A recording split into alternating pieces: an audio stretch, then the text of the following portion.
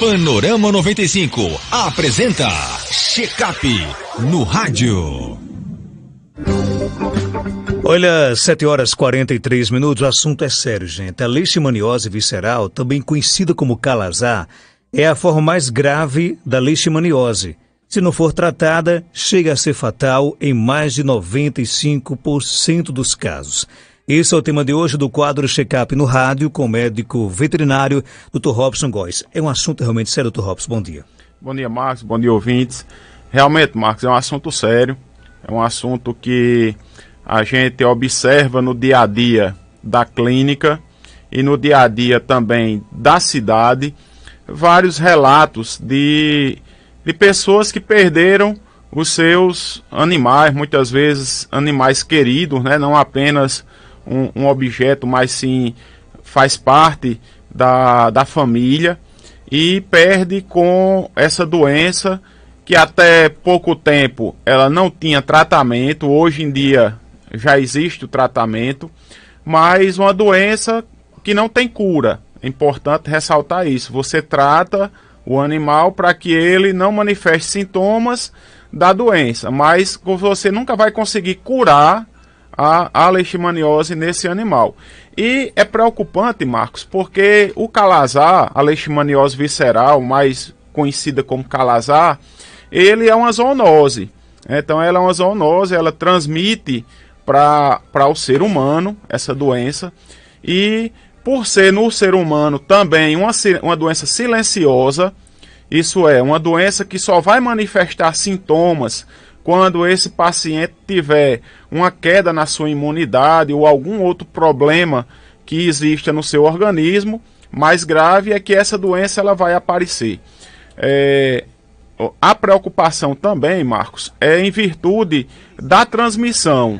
Algumas pessoas acham que a transmissão do calazar ela é pelo contato do cão doente. E não é verdade. O contato com ele não vai fazer com que a pessoa pegue calazar.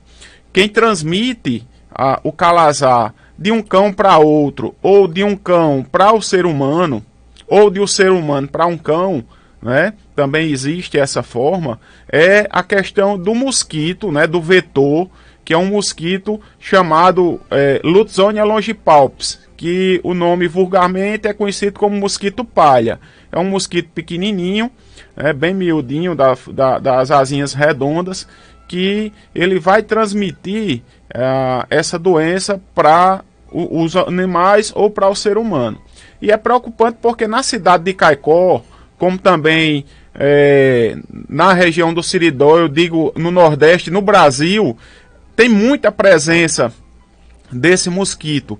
E observa-se que com o crescimento da população de cães, principalmente de cães vadios, né, de cães que estão soltos nas ruas, esses cães eles passam a ser hospedeiros muitas vezes dessas doenças e saem contaminando os mosquitos que estão voando pela cidade. E esses mosquitos eles voam por cima dos muros, adentram os domicílios e saem transmitindo o calazar para os cães que estão dentro de casa e para as pessoas também. Então é muito preocupante. Observa-se o crescimento diário dessa doença no Brasil, né, na cidade de Caicó, e que tem de se tomar medidas não apenas por parte da população, mas também medidas governamentais aí a nível de governo federal, governo do estado, governo municipal, para que possa dar condições de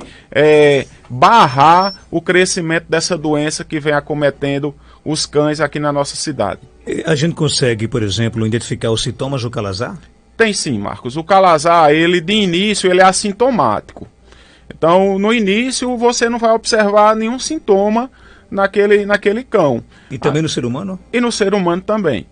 No ser humano aí já é uma questão mais observada, que seria um crescimento dos órgãos internos abdominais, principalmente fígado, o baço, seria nesse sentido. Porém, no cão, você também observa esses crescimentos dos órgãos internos, mas ele de início não apresenta nenhum sintoma, a não ser um quadro febril quando tiver no período ali de multiplicação da doença. Agora, posteriormente, quando ele já começa a causar problema no cão, o cão vai começar a apresentar aí alguns sintomas que são muito parecidos com outras doenças, mas remelando os olhos, então ele apresenta uma conjuntivite e fica lá remelando os olhos. Você vai observar unhas crescidas, aí perda de peso, vai ter uma perda progressiva de peso. O cão apresenta muitas vezes calafrios em virtude do estado febril que ele vai se encontrar, aí feridas na pele, queda de pelo, isso aí tudo vai agravando e vai levando esse cão a ficar todo o tempo quieto, todo o tempo lá, sem querer se alimentar, emagrecimento, e posteriormente leva ele a óbito. Mas, Marcos, é interessante que recentemente a gente está observando em cães bem alimentados, em cães que são bem tratados, que sabe-se que o proprietário ele dá uma condição satisfatória de vacina, vermifugação, boa alimentação, mas que esses cães estão apresentando a doença, né? Que são cães domiciliados, são cães que vivem dentro dos domicílios aqui da nossa cidade e que estão apresentando esse quadro de calazar. Isso aí preocupa, porque se esses cães estão apresentando isso, e por ser um mosquito, o vetor da doença, quem transmite a doença ser um mosquito, quem impede que a população também não está sendo acometida dessa grave doença e que daqui a uns dias, daqui a uns meses ou uns anos, a gente não possa ter uma grande quantidade de pessoas na nossa cidade, infelizmente, com a doença, com o calazar. Existem tipos de leishmaniose ou apenas uma? Existem tipos. Existe a leishmaniose visceral e a leishmaniose tegumentar. A leishmaniose tegumentar, a característica dela é o aparecimento de lesões na pele em ser humano, né? Aí você vai observar essa leishmaniose também em cavalos. Também pode apresentar em cavalos. O cavalo também pode ser um hospedeiro. Agora é mais uma doença que não dá aqui tanto no sertão. É mais uma doença que dá nas serras, ali pro oeste, você encontra essa doença. E tem a leishmaniose visceral, que é o calazar. A gente pode se prevenir dessa doença, por exemplo? É possível fazer com que o animal nunca tenha o calazar? Marcos, nunca tenha é uma questão muito, muito difícil, porque a vacina, existe uma vacina que ela pode ser dada em cães a partir de 4 meses de idade. Você dá, são 3 doses, faz o teste, se o teste for negativo, você faz 3 doses para deixar ele coberto, né, contra a doença. Porém, a vacina não protege 100%, então a gente não pode dizer que nunca vai correr o risco. Agora, qual a dica que eu dou para a população nesse momento, para quem cria cão nesse momento?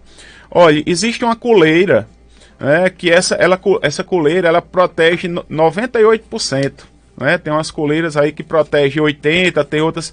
Então a proteção de uma coleira trocada, uma coleira boa, trocada a cada 6 meses, vai lhe dar um nível de garantia bem satisfatório de proteção desse cão.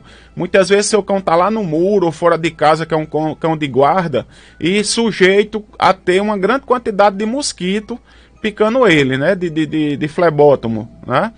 E a coleira, ela tem um produto químico, um inseticida, que ela atua protegendo esse cão e matando esses mosquitos que porventura venham a picar ele. Então a dica que eu dou é: mantenha seu cão, né, como a cidade de Caicó é uma cidade endêmica, ou a região do Seridó, mantenha seu cão com coleira inseticida, uma coleira que proteja aí de 5 a 6 meses e que você periodicamente, né, a cada 5 ou 6 meses, troque essa coleira para que seu cão fique com uma proteção bem maior, para que não corra risco de pegar calazar. A nossa ouvinte Márcia Sueli, lá do bairro Boa Passagem. Márcia Sueli, ela participa aqui toda semana aqui do quadro Check-up no rádio com o Dr. Robson. Isso mostra, inclusive, que ela protege bastante o seu animalzinho, né? Ela quer saber o seguinte: Dr. Robson, sobre a vacina, Devo reaplicar a dose anual contando da primeira dose ou da última? O ideal é que você conte da primeira dose. Existem alguns profissionais, isso aí vai depender muito de protocolo. Alguns profissionais, eles contam da última dose e outros profissionais contam da primeira dose. Particularmente, eu gosto de contar da primeira dose que foi administrada. Então, se você tem com seu animal primo vacinado, quer dizer, está sendo vacinado pela primeira vez, a próxima aplicação anual ela deve ser contada a partir da primeira dose. Tem pergunta aqui chegando, vamos ver aqui no nosso WhatsApp. Pergunta para o Dr. Robson Góes.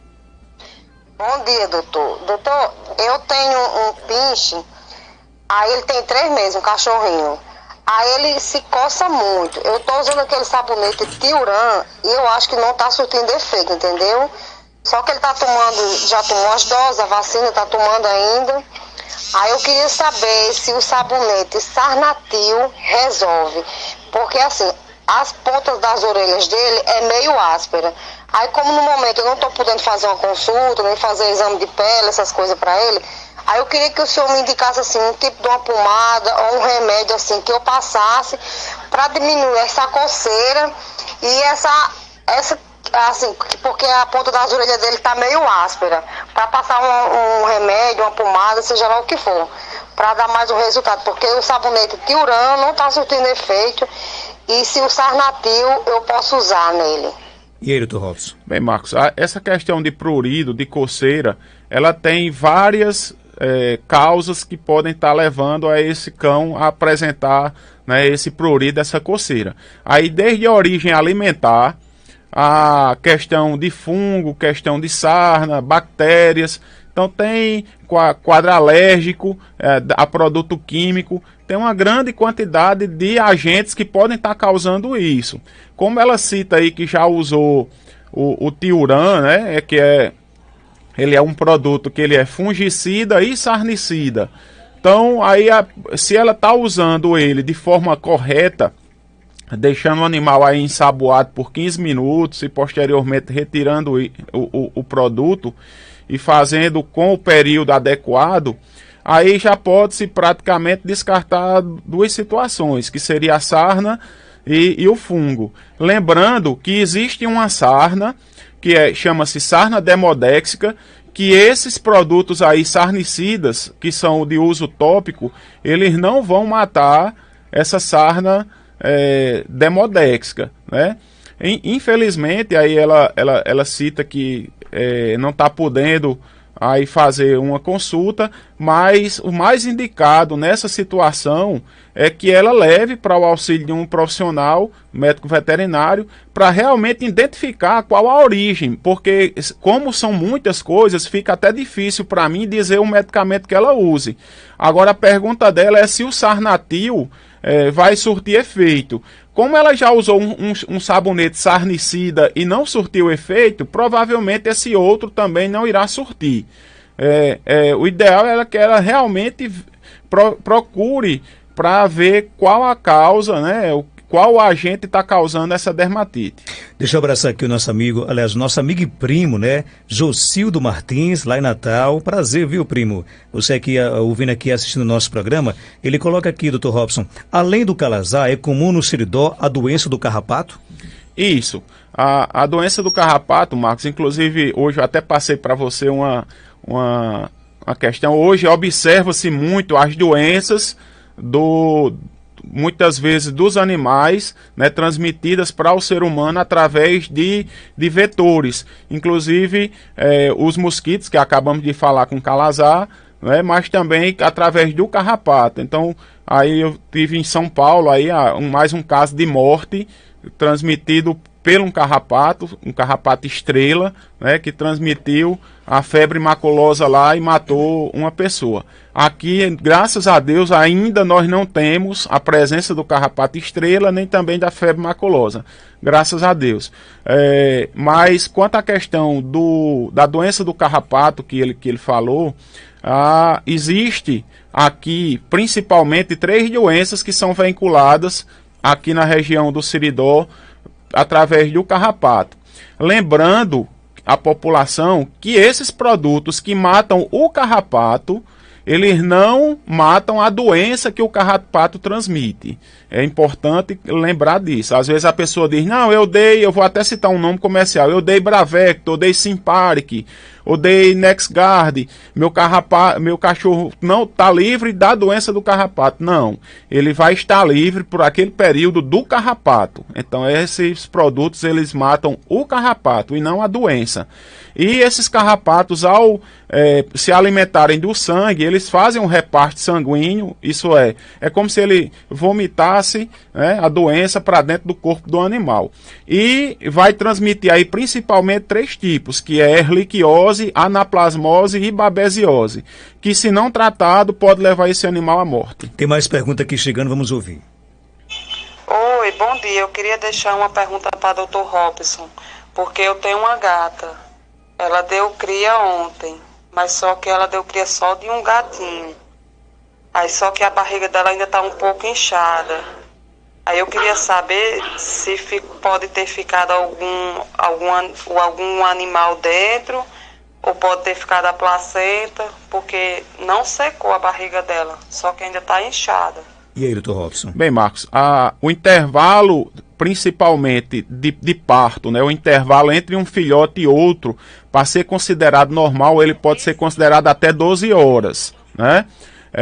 E se a barriga dela ainda está inchada, pode ter ficado realmente a presença de alguma placenta ou de filhotes ainda dentro da barriga. O ideal é que ela procure o auxílio de um profissional, de um médico veterinário, para que seja feita uma ultrassonografia, um exame de ultrassonografia e verificado se tem a presença de animal ou de placenta, para que seja tomada as medidas necessárias através de medicações ou então cirúrgica para retirada, né, desses animais, ou cesariana ou esterectomia. Tem muita pergunta aqui chegando, vamos ouvir. Esse mosquito que o doutor falou é a mesma coisa de que chamamos de borrachudo no popular, ou não? Ele disse que transmite o calazar. E aí? Não, o borrachudo é outro mosquito, tá? Aí o pernilongo é a muriçoca, que é o culex.